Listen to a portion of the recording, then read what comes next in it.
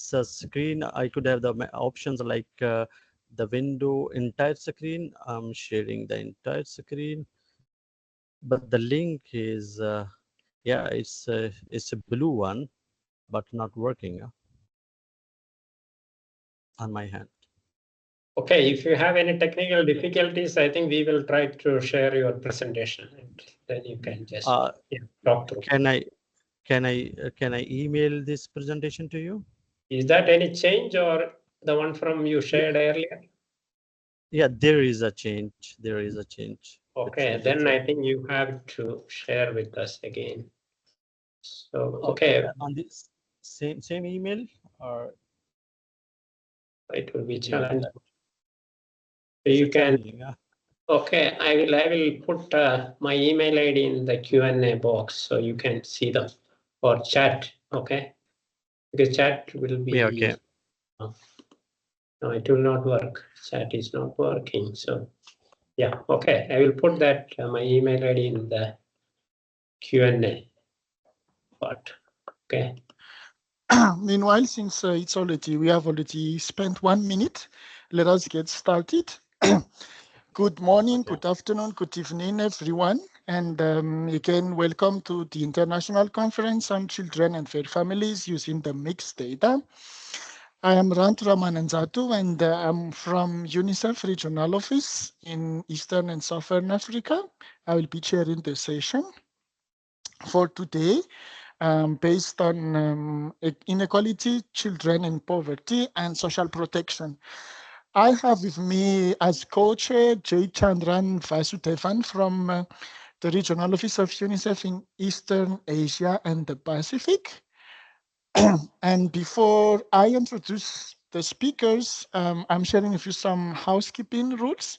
So the first one is that the session will be recorded. It is recorded and it will be hosted in the Mix website and on the Mix YouTube channel as well as on the BPI YouTube channel, and it will be also embedded in the BPI website after the event. So by attending this session, you consent to be part of this recording. Second is that I want us to rename, to put our name instead of guest or external or whatever, because the team will be also monitoring the attendees, and we are also monitoring who is asking questions. Throughout the presentation, the session, you will be able to ask questions via the Q&A function on top of your screen. Please note that the chat function is not available, so you need to use the Q&A function. And lastly, please be respectful. All events at this conference are being monitored, and we as a committee, we reserve the right to remove attendees whose comments are deemed offensive or derogatory. So again, this session is about inequality, child in poverty, and social protection. We have 4 presentations of 12 minutes each. The first one will be on multidimensional child poverty in Arab states, regional trends and options for integrating disability and gender in the regional framework by Robert Bain and his team. The second one will be multidimensional child poverty in Argentina using mixed data by Alejandra Beccaria and her team.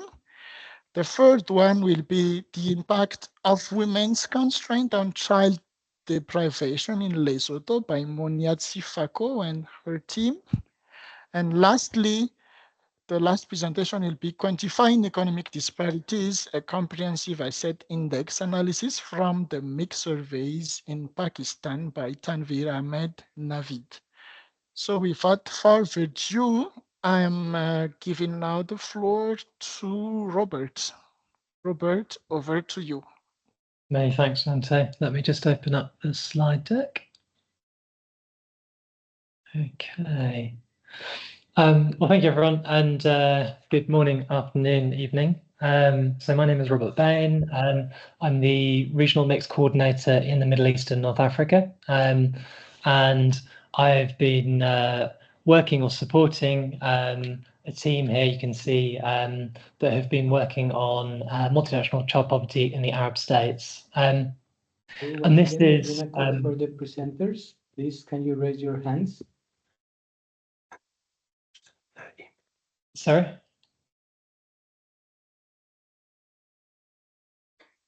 I can hear you.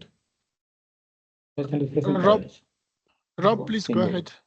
Okay, Everyone thank else, you. let's mute ourselves. No, that's fine. I mean, the bulk of the work has been done by Lucia Ferrone and Margherita Squarcina, as well as my former supervisor, Leonardo Menchini. And I think Lucia is online, so if there are some questions that are particularly tricky, I might direct them to her. I've got quite a lot of slides, but I've only got 12 minutes, so I'll move quite quickly. So there's kind of two elements that I'll discuss today. So one is the Arab Multidimensional Poverty Report that was launched in January 2023. This is the second kind of flagship report in the region, and you can see the organisations that were involved in that report at the bottom there. It's a collaboration which resulted in the first report in 2017, and then an updated report in 2023. And the idea is that we have relatively regular reporting on multidimensional poverty. The contribution from UNICEF has really been around the child poverty measure. And I think one of the things that's quite unique about this is the fact that it does have a household and a child poverty measure which has been as part of a framework that is endorsed at quite a high ministerial level within the region. So in the second report, we assessed the multidimensional poverty in the Arab region, comparing the kind of early 2010s to the late 2010s. So a lot of the data is not that recent, and many countries in the region, there's a lot of conflict going on. And the report focused on middle-income countries, so 7 countries which had data in the early 2010s and in the late 2010s. There was a separate analysis for the state of Palestine that was done separately, but we'll present it together with the other countries in these slides. And as I mentioned, there were 2 separate measures. So there's the household level MPI, so the Arab MPI, and then a child specific, so measure of poverty, which is using the MODA approach. Then the report also goes into some of the impacts of COVID-19, and the idea was to have some policy recommendations and to review those that were included in the first report. And I won't go into too much detail on the policy recommendations here. So I think for this audience, it won't be it won't be a surprise that it's important to have a child poverty metric. I think the Bristol Poverty Institute has been advocating for this for many years, and there's a long established tradition of having both monitoring multidimensional, but also child specific or child level measurement of poverty. So the idea being that we have children as the unit of observation, that they choice of the indicators and dimensions relate to constitutive rights of poverty, so material deprivation, and they're grounded in the CRC, or the Convention of the Rights of the Child. What I'm going to show you in these slides is updated analysis. So we've been able to include new data from MIX from Tunisia and Yemen, as well as Egypt's Family Health Survey in 2021 and Mauritania in 2019-2021. The other element, which in the previous report was not elaborated in much detail, was disaggregation by gender or disability. So there was a lot of analysis by multidimensional poverty by wealth quintile or residence. There's some information on disaggregation by sex of household head, but with many caveats around that. And we haven't made use of the child functioning module in MIX to look at the relative levels of child poverty amongst children with and without disabilities. So I'll present some new findings on that. So very briefly then, the approach that's been used is based on multidimensional overlapping deprivation analysis, or MODA, which was developed in 2012, and it's been adapted to the Arab region, setting thresholds that were agreed, and also choosing indicators which were available for a good number of countries within the region. We have separate analysis by age group, so children under 5 and 5 to 17. And children are considered multidimensionally poor if they're deprived in at least 2 dimensions. And as I mentioned already, the gender analysis was limited to the sex of the household head, and there wasn't any analysis for children with disabilities in the main report. Okay, so just to give you a feel for it, we have different dimensions and different indicators depending on the child's age. So for younger children, there's a dimension on health and nutrition, whereas for children 5 to 17, we have education and access to information, whereas water, sanitation and housing are common across all children. In the MENA region, it's a region with one of the highest levels of child functioning difficulties, around 13% of children, according to an analysis by our disability experts in UNICEF's headquarters that looked across regions. And the disaggregation is between children with and without functioning difficulties.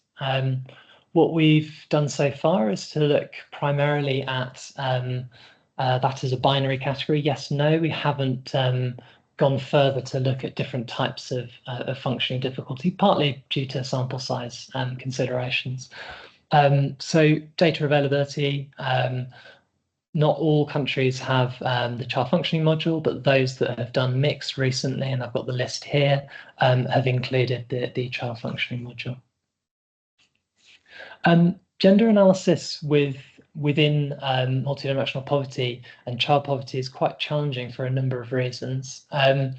We've been scratching our heads and discussing this with a number of people, and some of the options that we're looking at are these 3 here. So considering indicators and dimensions that are part of the measure already, and looking at the gender differences where those arise. So that would be sort of more straightforward disaggregation of the existing indicators, thinking about whether we ought to try and include new dimensions or indicators, which may better reflect the differences by gender.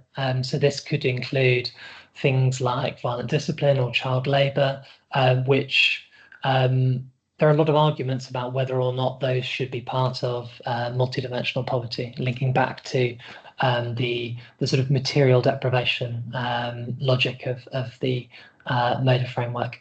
And then there's more gender-specific indicators, which would reflect the condition of women and girls. For a lot of these, we would need actually to consider not just children, but to go a little bit beyond the children to include youth, because many of the indicators relate to girls and women 15 to 24, for example, where questions are asked in the women's questionnaire rather than in the children's questionnaire. So this can make it quite difficult to integrate if you're then focusing on children only rather than children and youth. If you're trying to sort of aggregate at the individual level, which is one of the key objectives and a requirement for disaggregation. Done a mapping. So one of the other challenges with the sort of gender-specific indicators is that not all countries have data on all of them. So for example, here you can see that menstrual hygiene management has been included in 3 of the countries so far. So we need to make some decisions about if going down that route, whether to include indicators that only have information for a good number of countries. Otherwise, you'll have a dimension that's not got information for 1 or more countries in the region. So going back to the results from the main report that have now been updated, you can see that around 31% of children are deprived according to this framework. and that the levels are higher for younger children than they are for older children, higher in rural than in urban. And it's really important to note that given the age of some of the data, we might expect that the impacts of COVID and obviously the current crisis in Gaza and Sudan would have a big impact on these findings. Okay, so here you can see the level of deprivation by dimension. So nutrition and water have the highest proportion, followed by health and housing. And this is something that we often need to do when you prepare your overall measure of multidimensional poverty, is then to dig down into the dimensions to understand what needs to change to reduce poverty. Looking at trends over time, here just to highlight that the surveys in red are ones that have been added recently. So Egypt and actually Mauritania, it should be the one on the right-hand side there, and Tunisia, and we have Yemen as well, where there's new data. So I think here what you can see is trends over time, where in general, in most countries, there are reductions in poverty, but we do have a few where there's interesting patterns, such as increases in Tunisia, which we don't have time to dig into, but I think we need to understand what is causing those. Ranto has given me the signal to speed up. If we look at disability analysis, and sorry for whizzing through this, important to note that overall, child functioning children with functioning difficulties is lower for children under 5 than it is for children 5 to 17. So you see that here. But if we look at poor and non-poor children, you do see a bit of a difference between countries. And I think this is something that we would hope then to include in the next Arab multidimensional poverty report, and potentially in a research article beforehand. You can do the same analysis, but looking at levels of poverty and across the countries. And you can see some differences there, not as big as, say, some of the differences between urban and rural or wealth quintiles, but still big differences between children with and without disabilities. For example, in Yemen, there's quite a big difference there. Okay, I'm going to whiz through the gender analysis. I think the key points here are that there is great variability in the availability of indicators when they're gender specific. That was very clear from the mapping exercise. So we need to balance country specificity with a sort of region common approach for the analysis.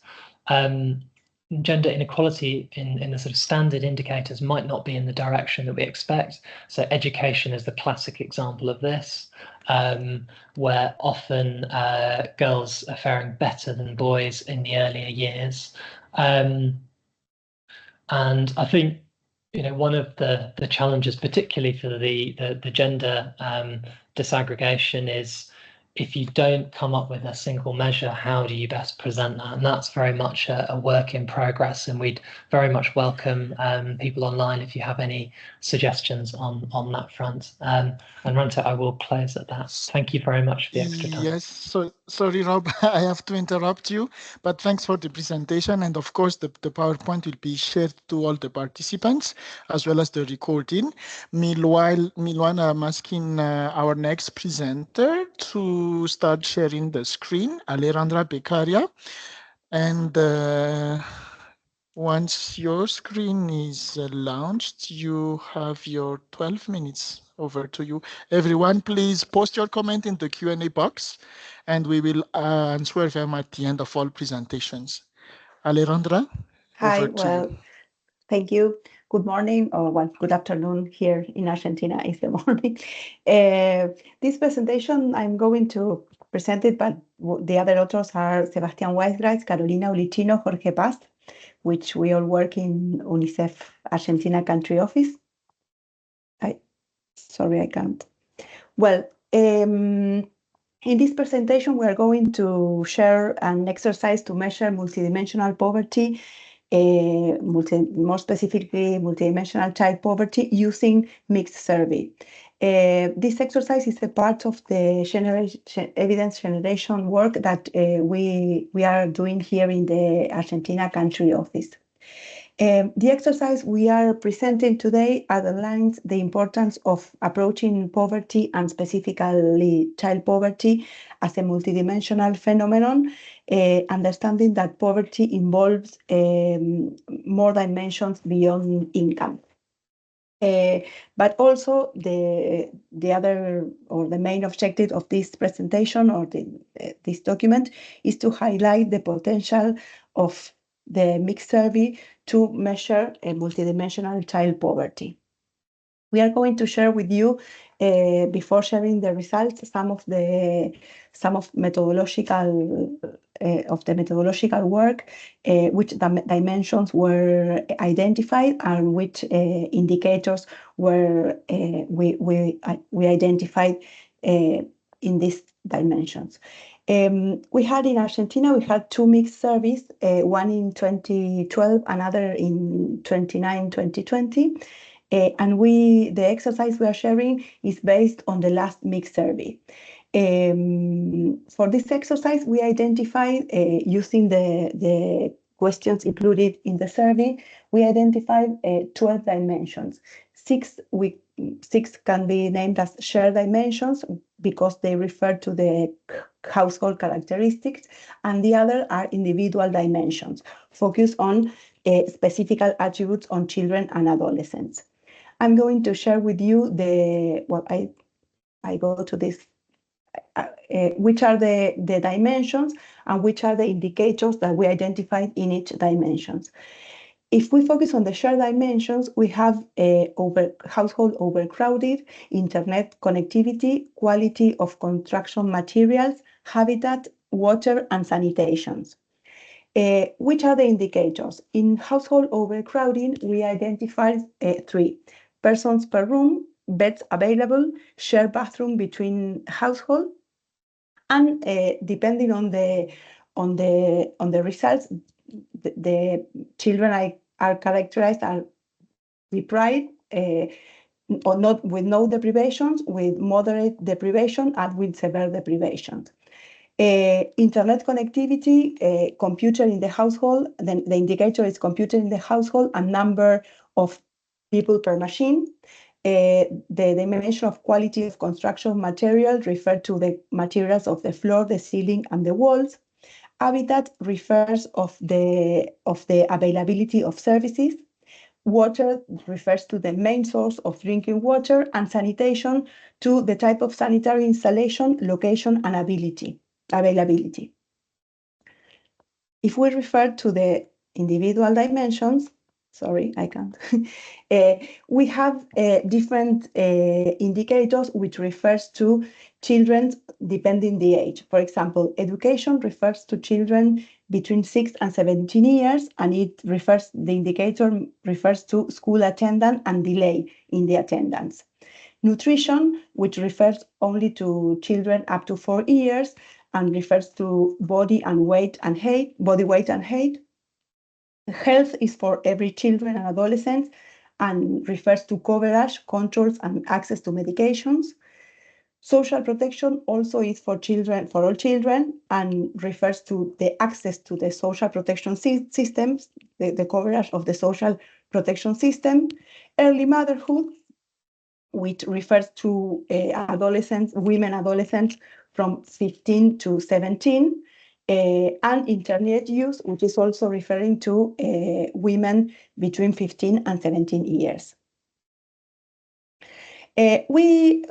Now I'm going to share some of the results. First of all, I'm going to share the results of the shared deprivations, then the results of the individual deprivations.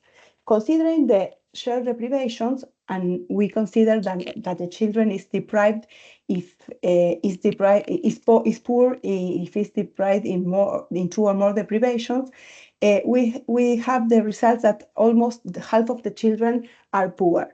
And we have different results depending on some characteristics. For example, depending on the age of the child, the younger children are more affected by these deprivations. Also, the children would live with head of household with less than 25 years. The sex of the household is also a dimension that shows differences. The years of education of the heads of household, and the well index that we are going to see some results now, and the employment status of the head of household. Here we can see the differences between the incidence of the deprivations between the quintile, the wealth index quintile. While in the lowest quintile, 86% of children are poor. In the highest quintile, only 5%.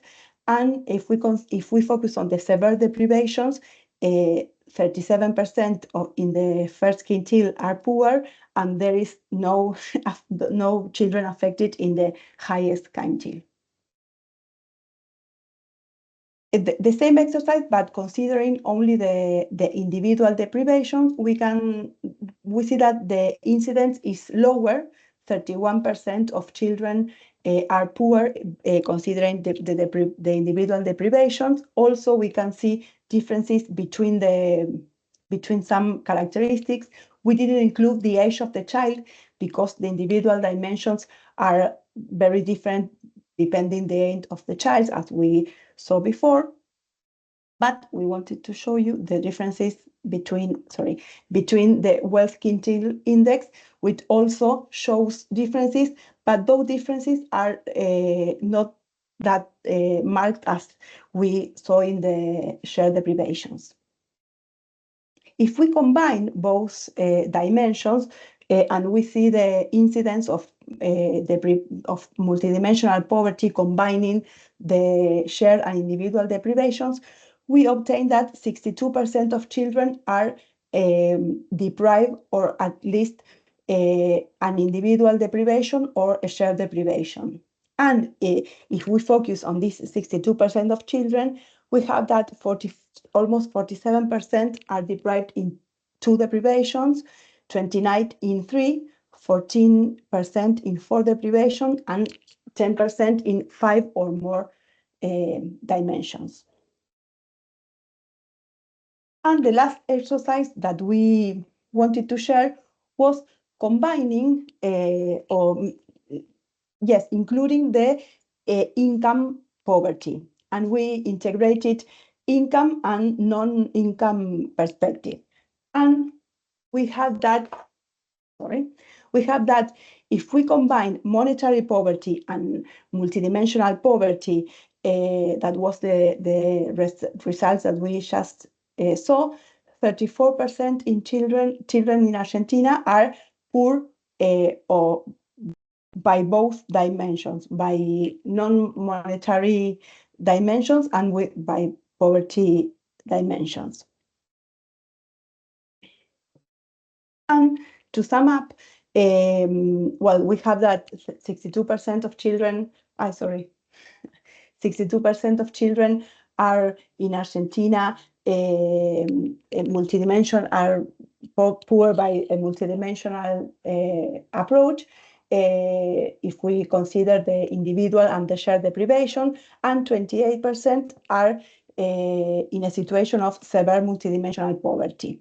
As if we consider one of the objectives that we had in this exercise was to test the mix for having this multidimensional approach, and mix has a great potential for these measurements, and the results are aligned with other estimations that are based in official surveys here in Argentina.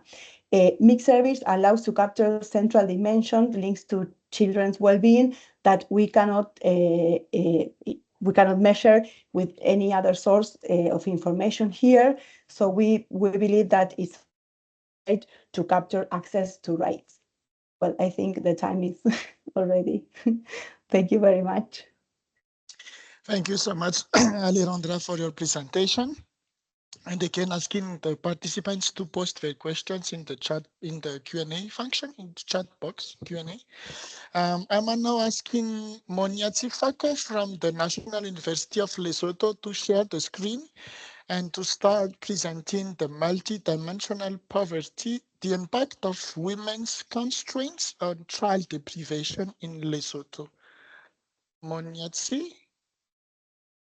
I hope you are ready. You can start sharing your screen.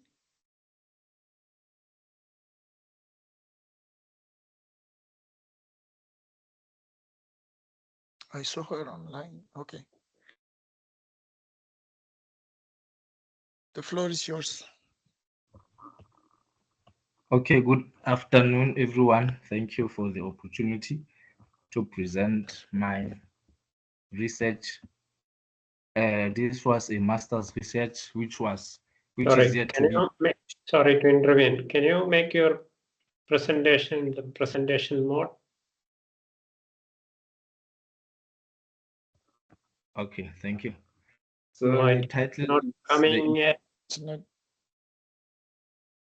Is it okay? Not in the presentation mode. It is still seeing the slide view. Maybe it is going. If you are using two screens, then I think you have to check which one you are sharing. You can maybe stop sharing this and reshare, please. Thank you.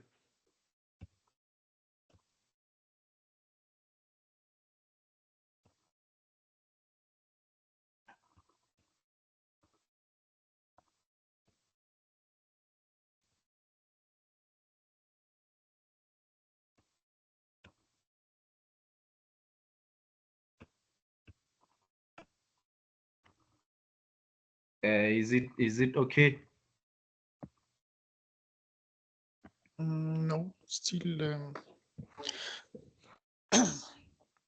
You have to do is you have to first make the slide in the presentation view and then select that screen if you are using multiple screens. Yeah.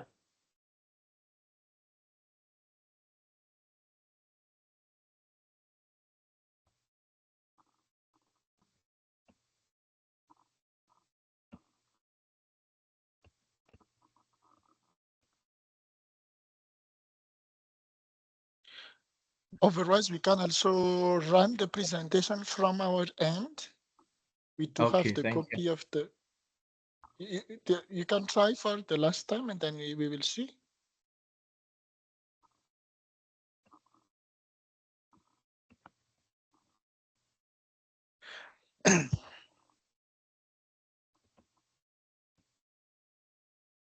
Jay, will you be able to run the presentation from your end?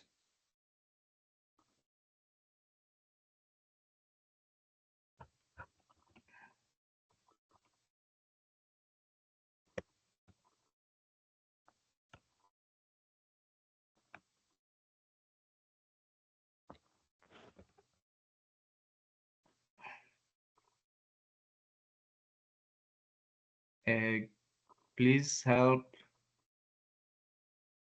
Just give me a second. Thank you. I'm opening your presentation. It's there. Yeah. It's on the screen. I hope you can see the screen. Yeah, yes, please go ahead. The title of the research was The Impact of Women's Constraints on Child Deprivation in Lesotho, which was prepared by me and supervised by Dr. Ratjomose Machema. Could you please go to the next slide? This is the presentation outline, which will cover the background, objective, contribution, methodology, results, conclusion, limitations, and areas for further research. Next slide, please. The keywords: multi-dimensional overlapping deprivation analysis, which is the MODA, child deprivation, basically child poverty, women's constraints, IV probit. Next slide. So in this case, when you talk about child poverty, we are referring to individuals under the age of 18 who live in households characterized by low income, low consumption, or low expenditure. It is a challenge to analyze child poverty since children are not expected to have their own money. So whether a child is considered poor largely depends on the financial and educational status of the household head of the household that a child lives in. Next slide, please.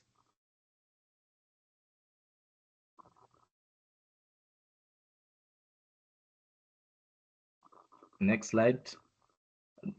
Previous one. I think you've skipped some slide.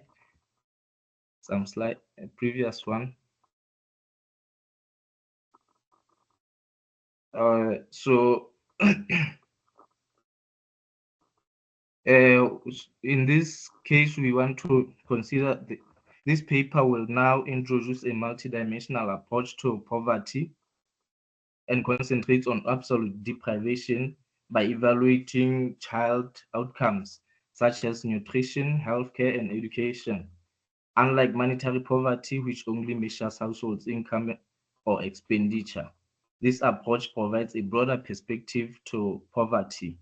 So next slide, please.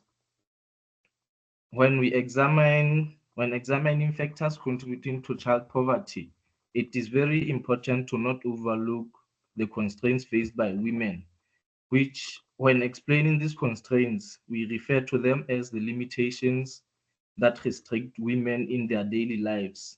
They prevent women from reaching their goals, goals such as caring for their children. Next slide.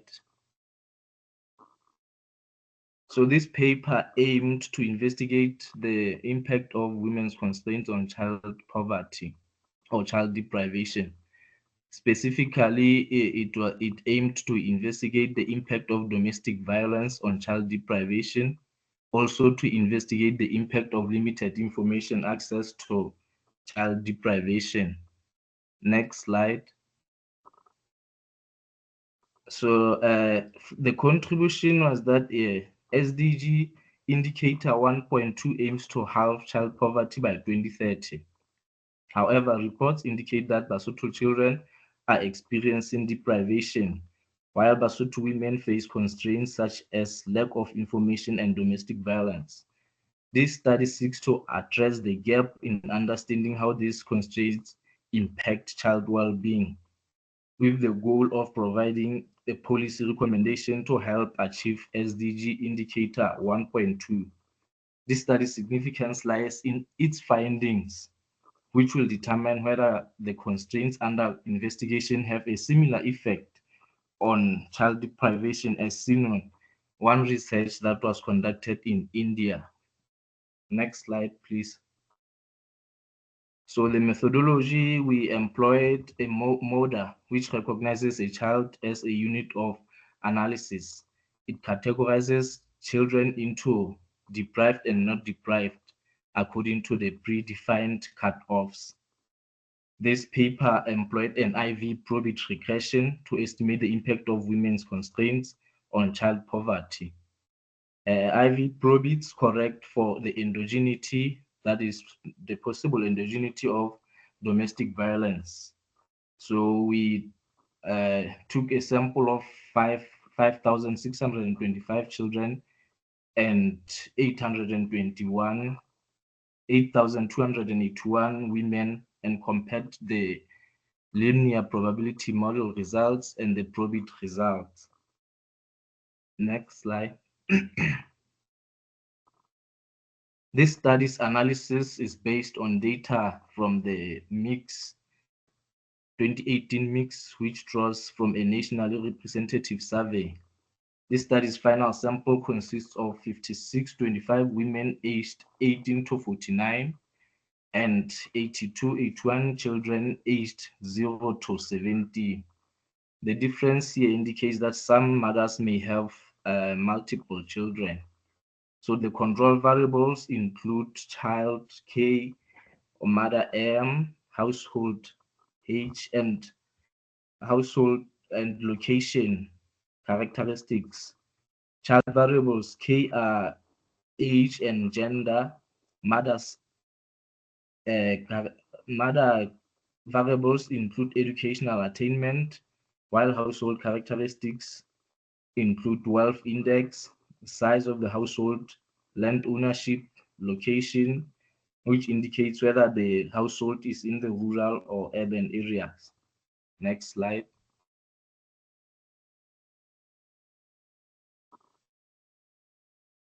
So the model to be estimated is as follows, where D is child deprivation of child I of mother J. The variable C is the constraint indicator of mother J of child I.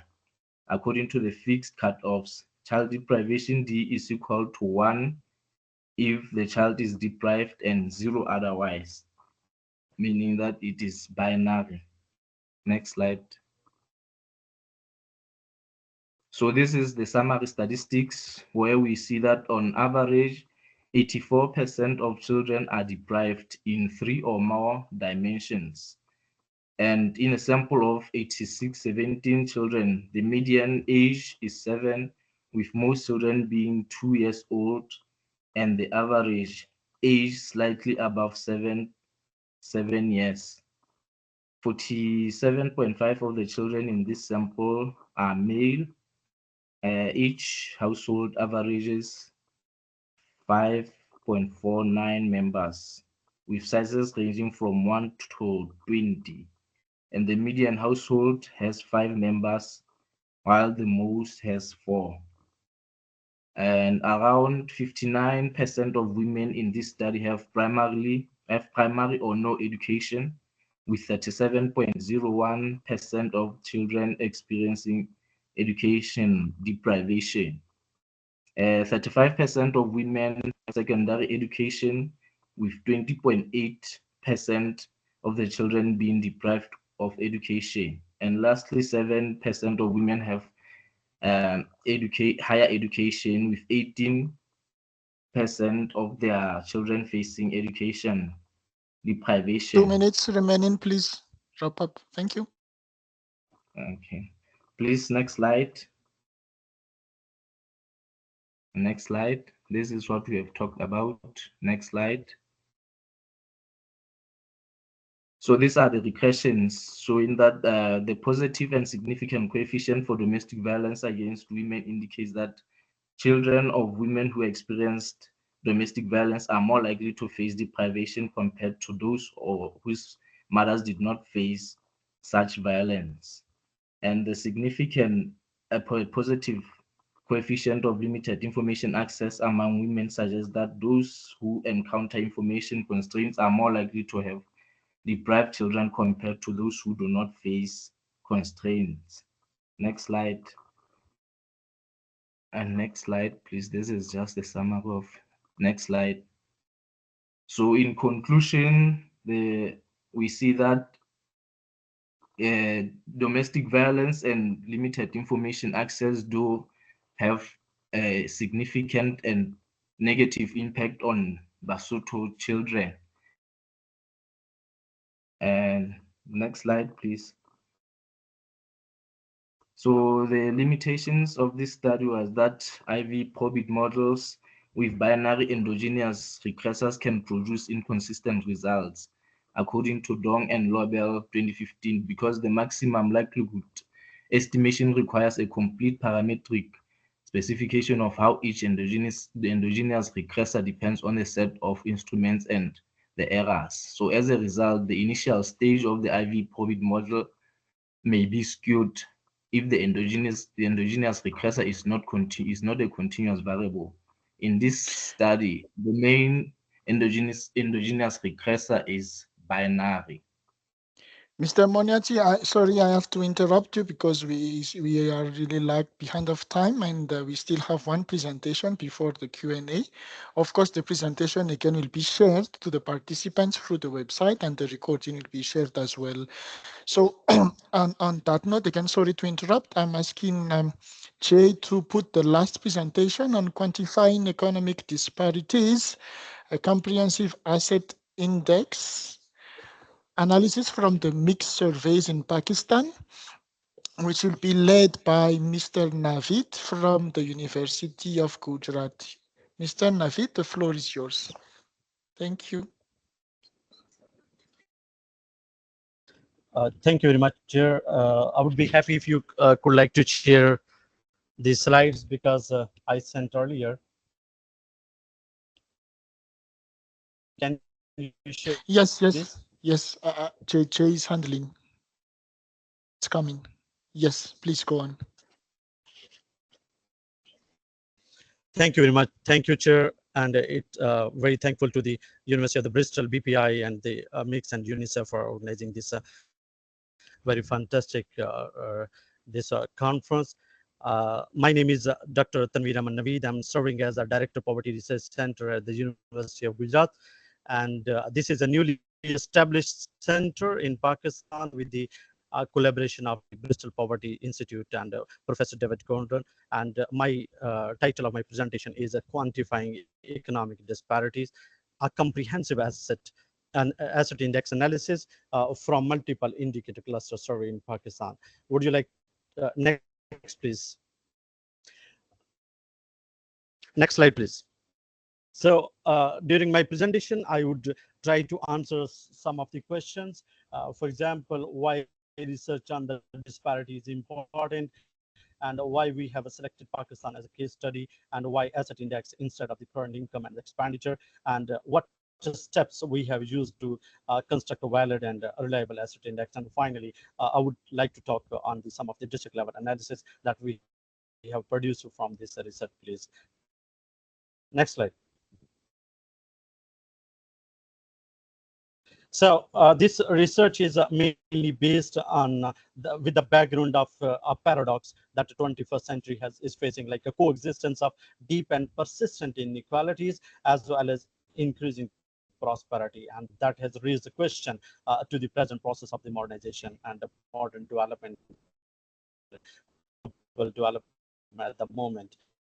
So when we look at a theoretical, not a new topic for the research, for example, we look at the Rousseau's dissertation on the background of disparities, Marx's review of the capitalism, Weber's investigation of status, class, and party, and Plato's theory of elite, and Keynes' general theory of employment are very prominent. If we look at some of the new theories, new research work on the disparities, for example, Dayton's Great Escape for 2013 and Pictures Capital in the 21st century, that has revived the discussion on the background and determinants and the research on the inequality. Next slide, please. So just going back to the Millennium Development Goals, although globally it has been huge efforts been done by the global on the achievement of the Millennium Development Targets, but disparities continue to increase within the countries. So on the Sustainable Development Agenda, we can find that how the Sustainable Development Agenda is mainly focusing explicitly on the achieving the equality in the world. So tackling disparity is a key to eradicating extreme poverty, violence, and conflict, eradicating endorsing the social progress and ensuring inclusive development and moving toward the sustainability. Next, please. So just looking at this profile of the Pakistan, many of the people might don't know about the Pakistan. Pakistan per capita income, socioeconomic profile include the per capita income that is $1,568 per annum, and around the poverty head count is like a 40% below the poverty line. When we look at the gender gap index, Pakistan is ranked at the 145th out of the 146 countries. And if we look at the Human Development Index and female labor force participation rate, it is also much lower in the among the South Asian countries. Female labor force participation is below the 25% in Pakistan. Next, please.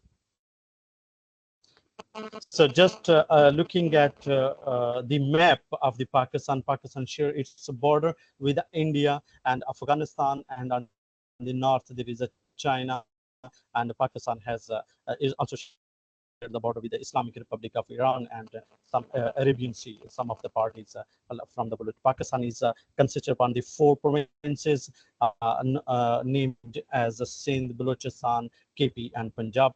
And next, please. We have devised analysis for all of the 4 provinces of Pakistan, because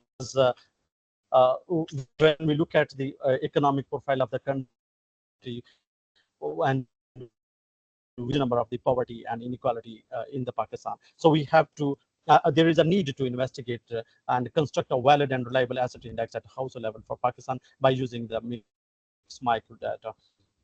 And the second objective is to investigate the district asset disparities for all districts of the 4 provinces of Pakistan. We have used mix data because mix collect the data for all of the provinces separately. So we have used a mix 6th round for all of the provinces. So we will talk about that why we have selected asset index instead of the current income and expenditures. Next, please.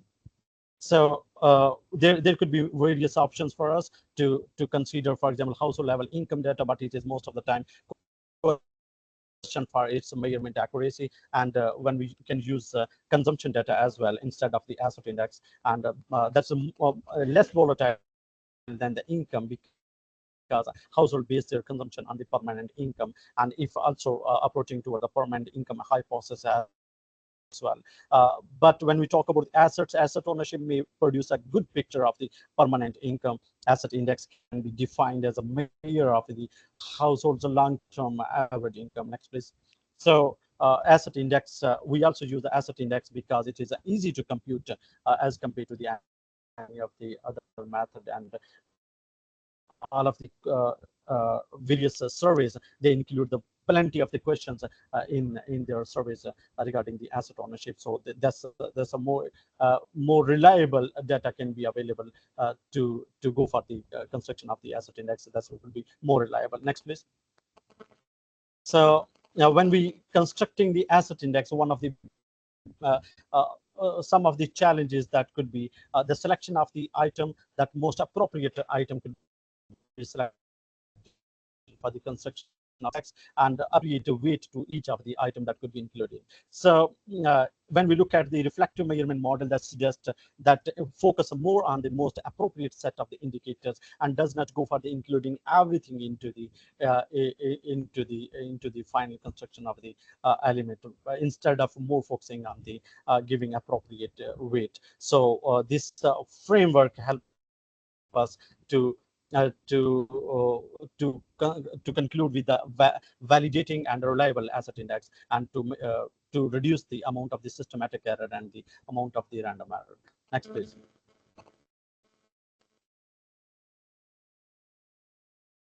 You may want to focus on some results. You have 4 minutes remaining. Thank you. Yeah, please. Yeah, so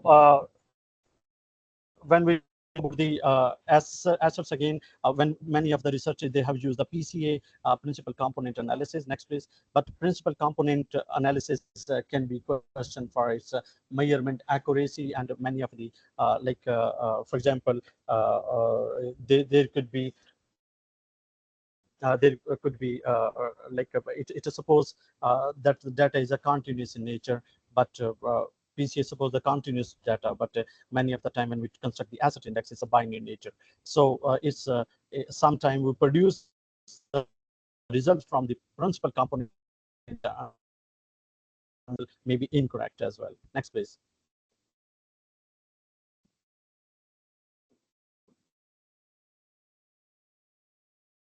Next slide, please.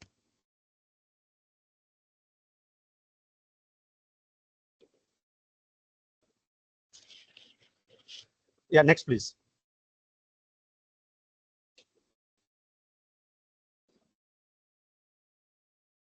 Sure, next slide, please, because I have already talked about the how we have constructed an asset index. We devise a methodology with the 3 steps. So at the first step, we are going to introduce a dimensional structure of the items. So for the asset, that we have used the exploratory factor analysis with oblique rotation to understand that, and then we have used the tetrachoric PCA, and for the reliability analysis, we have used alpha test and classical test theory and the item response theory, and we have used some validator to validate the data. When just come to the table 1, we can find that out of the 30 items we have used so far, and for the results suggest that only 30 items can be from the 30 items, there could be the 6 factors only. And when we apply to the each of the factor alpha test, we find that out of 6 factors. 3 factors produce a reliable indicators. Then we apply to the tetrachoric PCA, and the cut value for the tetrachoric result, that's oblique rotation, is 0.4. So any item that is below the 0.4, that could be excluded from the analysis, and we have selected only 22 items out of the total. Next slide, please. So then we applied, and then we have used the item response theory as well, and item response theory going to produce a reliable data analysis, and the results also suggest from the item response theory that only 22 items can be selected for the analysis. If we go to the difficulty and discrimination analysis, it produced the result that eight items are excluded from the analysis. Next, please. So this is an item response curve, and is a positive 3 and -3, and we think that this is a very smooth item response curve. That means these 22 items are going to produce a very good comprehensive asset index for us, that is a more reliable and more valid. Next, please. So then we can have the final table that is going to give us the holistic picture of the items that we have included so far. So finally, I would like to go to the results where we have produced. Next slide, please. From this table, go to the next, please. I have discussed this table as well. So when we go to the results, next, please, we have produced for the all of the provinces, Punjab, KP, and Sindh, and Balochistan. And the first slide, you can look at just Punjab, and these are the 36 districts of the Punjab. And you can find that each of the district on average, they are achieving a good score in the validating the asset index. When we go to the KP, and when you go to the Sindh and other items, we can find that all of the districts, they are not producing as much good results as it was the case. So there is a huge disparities has been observed between these various provinces. When we talk about the rural-urban gap, that's a huge gap is found as far as the living standard is concerned, for example, in urban areas, and when we compare it to the rural areas. Next slide, please. So then we talk about the sum of the asset disparities. For that, we have applied the Gini coefficient and Palmer ratio. Next slide, please. So we produce a result that there is a huge economic disparities has been observed in all of the provinces of the Pakistan, and particularly, especially when we look at the Sindh, if the table is going to be shown by next slide. So that's 40.41 is a Gini coefficient for the Sindh, and that's the lowest with our district is with the Punjab, and that is like 7.11. So what is this? This is going to validating the results of the Gini coefficient Palmer ratio, and we have regress Palmer and Gini coefficient, and we produce a perfect fit between the Palmer and Gini. That's mean our results of the Gini coefficient and Palmer ratio, they are producing the similar results as well. So that's mean that's our analysis as a holistically more valid and more reliable as far as production of the asset index is concerned, or as far as the analysis disparity analysis is concerned. So in concluding, Punjab is for the Punjab, this research recommend a serious effort to uplift the most of the deprived districts of the Punjab by announcing a separate administrative setup. That why it has been devised for the Punjab, because only those districts are lacking behind where a Saraiki language is being spoken. So that's mean only Saraiki people are left behind. So there should be announced separate. So thank you very much. Thank you for your nice consideration, and it was a very pleasant meeting from your side. Thank you very much. Thank you, please. Thank you so much, Mr. Navid, for your presentation, and again, apologies for cutting you while you were presenting.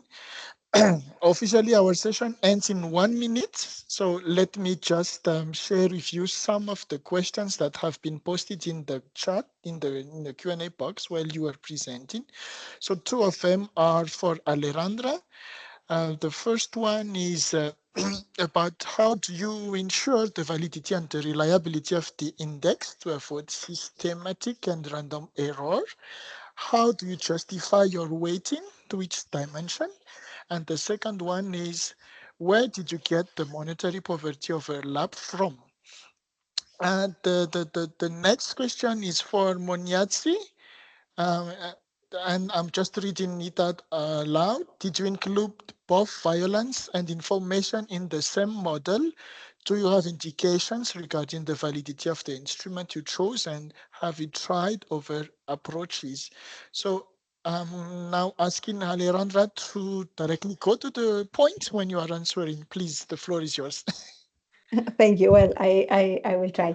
Well, in the last mixed survey that we applied in Argentina, we added a module on labor and income situations of the household. And in this module, we asked for the total income of the household. The non-response rate was of about 30%, similar to what happens in household service in Argentina. So we had to apply an income correction and imputation model. And related to the other questions, all dimensions have the same weight. All dimensions are related to a CRC right or to an SDG, so they weigh all the same. They weigh all the same. And the share dimensions, we established a threshold to set to deprivation because we were trying to avoid the possibility of some errors. And in the individual dimensions, we established only one because of the differences in the indicators and the ages of children. I don't know if I was able to answer. Thank you so much, Alejandra. So one last question from one opportunity for Monyatsi to answer, as we need to leave the room because there is another session coming soon. So Monyatsi, if you got the question, you have 30 seconds to answer, please.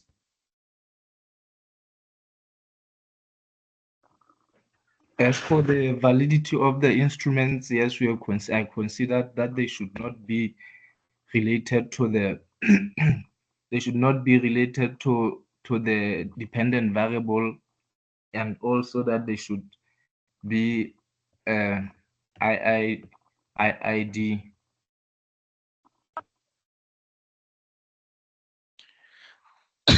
Okay, thank you so much. And again, sorry for the participants, but we are really tight on time and we need to make room for the next session to start. So again, thank you for all the presenters, thank you for all the participants, thank you for the questions, and thank you for the interest, and looking forward to have more interaction with all the mixed users around the world. Thanks again. Thanks. Jay, you want to add anything? Bye-bye. Bye-bye. Thank you. Bye.